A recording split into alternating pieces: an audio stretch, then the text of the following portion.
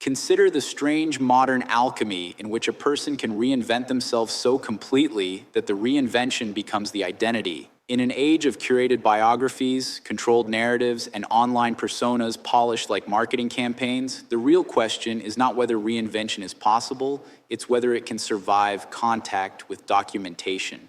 Because there is a point where every story meets a record, every narrative meets an archive, and every carefully managed public image meets the one enemy it cannot negotiate with: verifiable facts.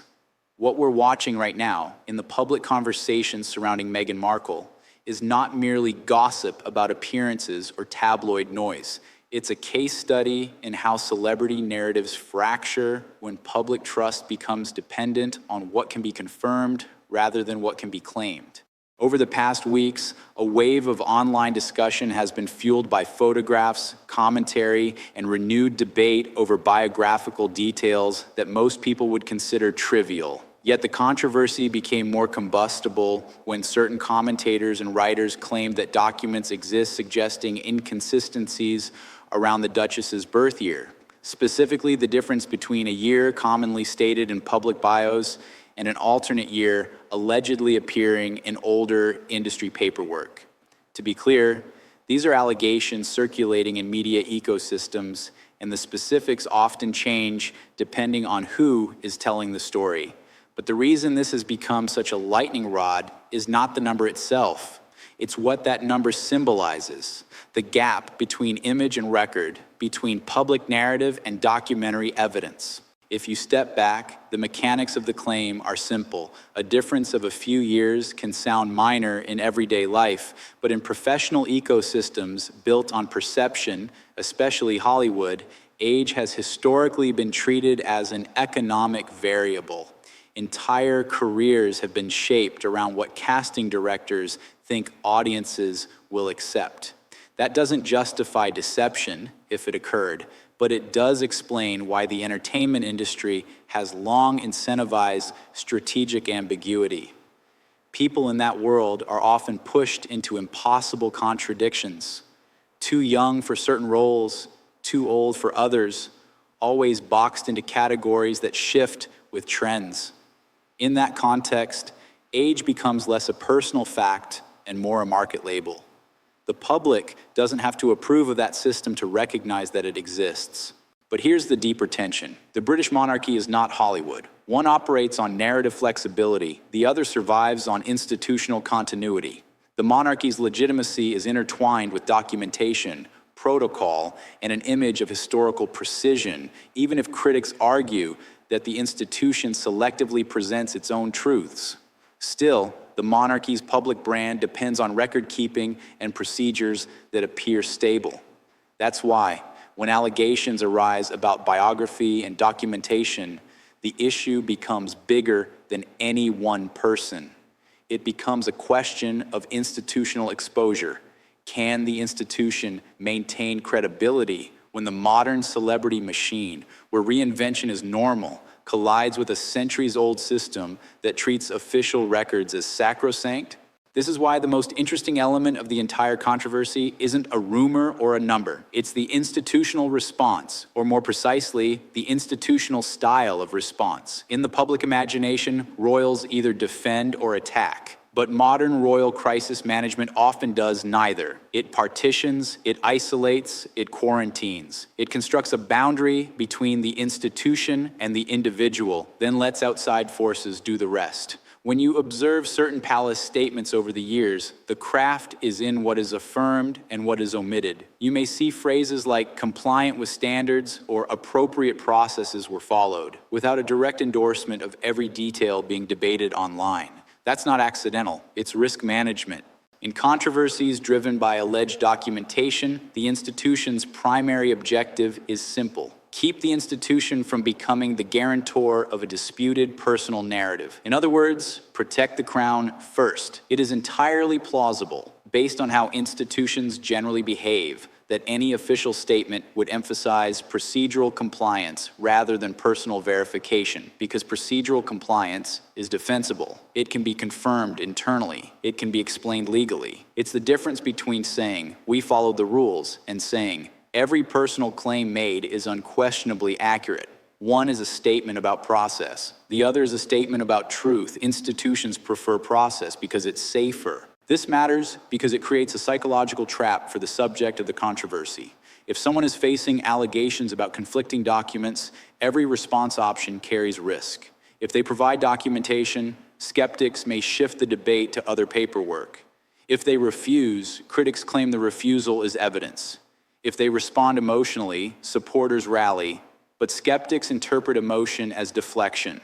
In modern public discourse, there is rarely a clean path out of a controversy once it becomes a symbolic conflict about credibility. The argument stops being about the specific claim and becomes a referendum on the person's overall trustworthiness. And that's where the rhetoric becomes powerful. When facts are contested, people reach for moral frames: misogyny, ageism, racism, bullying, harassment, tabloid cruelty. Sometimes those frames are legitimate and necessary because public discourse can be genuinely vicious, especially toward women and public figures. But sometimes those frames also function as shields that prevent a narrow claim from being addressed directly. The uncomfortable truth about modern media is that two things can be true at once. Society can be cruel, and a specific question can still be valid. The challenge is separating systemic critique from individual accountability without letting either be used to erase the other. The public response to controversies like this often follows a pattern. At first, there is sympathy for a person being attacked. Many people instinctively reject what feels like petty obsession with age or appearance. But then a second question emerges. If the allegation is false, why not end it with clear evidence? That second question is not always fair. Privacy exists, and nobody is obligated to publish personal documents. But it is predictable. In the court of public opinion, the absence of a definitive refutation is treated as suspicious, whether or not the treatment is justified. This is one reason why narrative control is fragile. It depends on the public choosing to accept a story without demanding receipts. Now add corporate behavior into the equation. Brands do not operate on moral judgment. They operate on risk. Companies can tolerate controversy when controversy produces attention that sells. But they fear a very specific kind of controversy, the kind that makes consumers feel misled. When a brand faces the possibility that a spokesperson's public persona is built on disputed claims, marketers see a threat to trust. And in modern consumer markets, trust is the most valuable currency. It doesn't matter whether a rumor is proven. What matters is whether the audience believes doubt is reasonable. That's why corporate partners sometimes step back quietly with vague language about alignment and values. They are not making a legal finding. They are making a risk calculation. If you want to understand why this kind of story can damage a public figure even without courtroom evidence, it's because reputations are not governed by legal standards. Courts require proof beyond a reasonable doubt. Public perception requires only plausibility. That's a brutal reality. A person can be legally untouched and still reputationally wounded. In the modern era, reputational harm often comes not from a single confirmed fact, but from the accumulation of unresolved questions. The alleged involvement of certain investigative authors and journalists, people with reputations for digging into uncomfortable details, adds another layer. When a writer known for investigative work claims to possess documents, the claim carries more weight than anonymous internet posts. That doesn't make it automatically true. It does, however, change the public psychology. People think, if someone experienced is saying this, maybe there's something there. And once the maybe enters the bloodstream, it becomes hard to remove. This is how doubt metastasizes, slowly at first, then all at once. At the same time, it's vital to acknowledge the limitations. In online discourse, documents can mean many things: casting sheets, agency bios, promotional materials, third-party entries, or informal records created by someone else. Some are accurate, some are wrong, some contain errors that persist because nobody had an incentive to correct them. An old casting document could reflect a mistake, a placeholder, or a deliberate change, and the public rarely knows which without deeper verification. So if you're watching this story unfold, the responsible posture is curiosity rather than certainty. Ask what the documents are, who created them, whether they are authentic, and what they truly prove. But even with those caveats, the institutional dynamics remain fascinating. The monarchy, like any long-lived institution, is built to absorb shocks by redirecting them. It preserves the core by letting the periphery take the heat.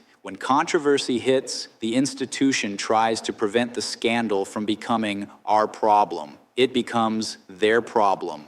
Whether one views that as cold, wise, or strategic depends on one's values, but it is undeniably effective. Silence can be a tool. Non-commitment can be a strategy. Declining to validate disputed claims can operate like a firewall. It keeps smoke from reaching the main structure. This is where the contrast between different value systems becomes obvious. Some people approach controversy through loyalty, defend family, protect loved ones, circle the wagons. Other people approach it through duty, protect the institution, preserve credibility, avoid endorsing anything that could be challenged later. In royal settings, duty tends to win because the institution's survival is treated as the ultimate moral obligation. That can feel harsh to outsiders, but it's consistent with how institutions behave when they believe legitimacy is at stake. There is also a broader cultural lesson here about identity in the digital age. We live in a world where biography is treated as content.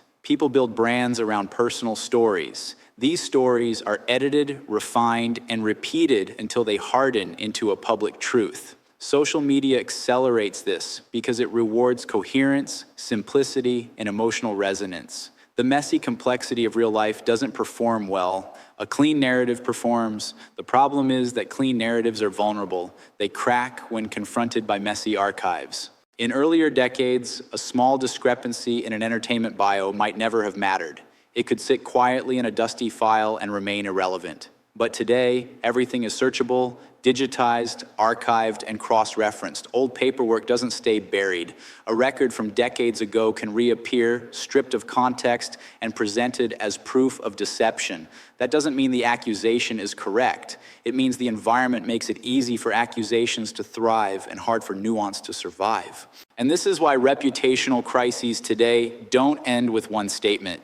They end only when the public loses interest or when proof, one way or another, becomes definitive enough to settle the argument. Otherwise, the controversy lingers like background radiation. It colors interpretation of everything the public figure does next.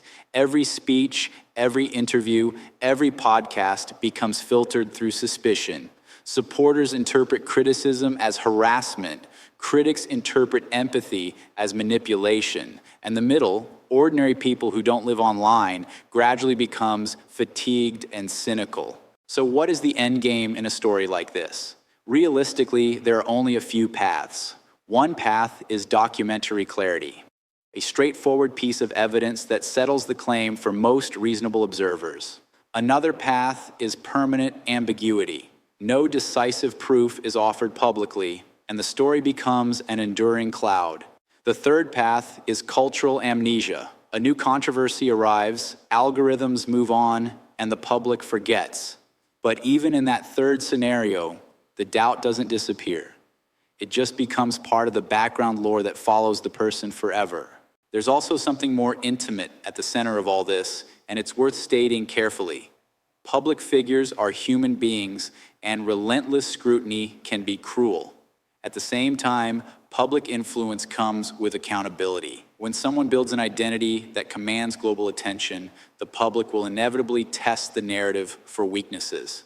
That is the bargain of fame. It doesn't make the public always right. It doesn't make scrutiny always fair, but it does make scrutiny predictable. If you're wondering why this debate provokes such intense reactions, it's because it touches on deeper anxieties: age, authenticity, belonging, social mobility, and the legitimacy of institutions. Some people see the controversy as proof of hypocrisy, someone seeking royal prestige while resisting royal constraints. Others see it as yet another example of society punishing a woman for daring to exist in public. Both interpretations have emotional power, which is why the conversation becomes heated. People aren't arguing only about a document. They're arguing about what the person represents. And if you want my honest assessment of why controversies like this can be so damaging, it's because modern audiences have become allergic to feeling played. People may forgive mistakes, They may forgive reinvention. What they struggle to forgive is the sense that they were marketed a story as truth and then asked to accept questions as cruelty. When audiences feel manipulated, trust collapses quickly. Now, let's talk about the strategic brilliance of institutional non-endorsement, because it's the part most commentators miss. When an institution refuses to confirm a disputed detail, it creates a vacuum. In that vacuum, investigative journalism thrives, speculation multiplies, and the institution can remain above the chaos, appearing restrained and dignified. The person at the center of the controversy is forced to respond because their personal identity is under scrutiny. The institution does not respond because its legitimacy depends on not being dragged into personal disputes. This is how powerful structures maintain stability. They outsource conflict to the individual. Whether one considers this fair is a different question, but it is effective. It allows the institution to preserve its credibility by emphasizing process and minimizing endorsement. It also allows it to avoid looking vindictive. Silence becomes a kind of aristocratic weapon, not loud, not aggressive, but quietly devastating because it refuses to participate in the emotional theater that the other side might use to rally supporters. Meanwhile, the public becomes the jury. Not a legal jury, but a cultural one. And cultural juries don't deliberate with rules of evidence. They deliberate with vibes, patterns, instincts, and past impressions. If someone has previously been accused of controlling narratives, critics interpret the new accusation as part of a pattern. If someone has previously been mistreated by media, supporters interpret the accusation as part of a campaign. These patterns matter because they decide what people believe when facts are unclear. So where does that leave us? It leaves us with a single, unavoidable truth about modern celebrity. Credibility is not one thing. It's an ecosystem. It's built on consistency, transparency, and the perception that a person's public narrative aligns with reality. Once credibility is punctured, it doesn't fully heal. It can be rebuilt, but only slowly, and only through sustained behavior that signals openness rather than control. And that's why, in controversies like this, attempts to redirect the conversation sometimes backfire. When the central question is factual, what is true? And the response is emotional, how dare you ask? Skeptics interpret that mismatch as evasive. Again, this doesn't mean the skeptic is automatically right. It means the strategy carries risk. In the modern media environment, over-reliance on emotional framing can create a fatigue effect. People begin to see the tactic as repetitive. The empathy that once fueled support becomes diluted through repetition. And once that happens, even genuine claims can be met with cynicism. At the same time, there is a way to handle public doubt that is often underestimated: calm clarity. A simple statement delivered once with minimal theatrics can sometimes cut through noise more effectively than extended storytelling. People are drawn to certainty when they feel overwhelmed by speculation, but that requires the kind of confidence that comes from knowing the documents won't contradict you later. If there is any risk that documents could resurface, calm clarity becomes harder because clarity invites verification. So perhaps the most revealing part of all this is not what the public believes, but how each actor behaves. Institutions behave like institutions: cautious, procedural, protective. Corporations behave like corporations: risk-averse, profit-driven, sensitive to trust. The audience behaves like an audience: emotionally reactive, pattern-seeking, quick to polarize. And the public figure behaves like a modern celebrity: narrative-driven, brand-aware, conscious of image. The collision of these behaviors creates the spectacle. Ultimately, this story, whatever the final truth may be, functions as a warning to anyone who believes identity can be curated without consequence. In a world of archived records and relentless scrutiny, you can reinvent yourself, but you cannot erase your traces. You can control a narrative, but you cannot control every document. And when documents reappear, the public will treat them as more real than any story, because records feel like reality. Now I want to ask you something directly, because I'm genuinely curious where you stand.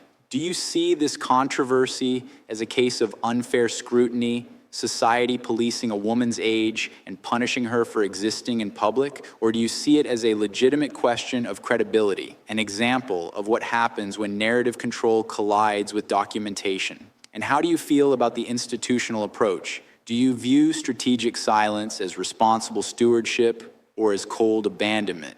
Put your honest take in the comments. I'm not looking for rehearsed answers. I want to know what you actually think when you strip away the fandom, the hatred, and the headlines.